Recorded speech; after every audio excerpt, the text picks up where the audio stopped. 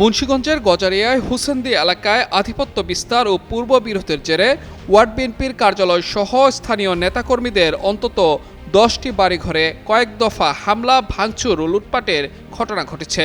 সোমবার দুপুরে উপজেলার হোসেন্দি ইউনিয়নের চর বলাকি গ্রামে এ ঘটনা ঘটে। অভিযোগ রয়েছে, হোসেন্দি ইউনিয়ন যুবলীগের সাবেক নেতা ও একাধিক মামলার আসামি নাজমুলের সমর্থকরা দেশীয় অস্ত্রশস্ত্র নিয়ে ইউনিয়ন বিএনপির আহ্বায়ক কমিটির সদস্য মাহফুজ প্রধানের বাড়িতে অতর্কিত হামলা চালায়।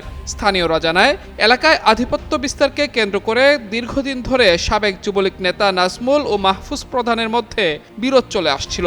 সোমবার সকালে একটি মামলায় হাজিরা দিতে গিয়ে মুন্সিগঞ্জ আদালত প্রাঙ্গণে দুই পক্ষের মধ্যে কথা কাটাকাটি ও উত্তেজনার সৃষ্টি হয়। পরে তারা এলাকায় ফিরে এলে যুবলীগ নেতা নাজমুলের সমর্থকরা দেশীয় অস্ত্রশস্ত্র নিয়ে মাহফুজ প্রধানের বাড়িতে হামলা চালায় বলে অভিযোগ ওঠে।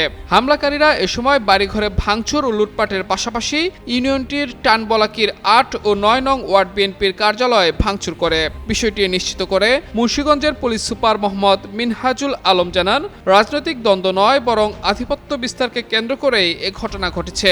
এ ঘটনায় সিসিটিভি ফুটেজ দেখে জড়িতদের বিরুদ্ধে আইনগত ব্যবস্থা নেওয়া হবে জানিয়ে বর্তমানে এলাকায় উত্তেজনা বিরাজ করলেও পরিস্থিতি পুলিশের নিয়ন্ত্রণে রয়েছে বলেও নিশ্চিত করেছেন তিনি।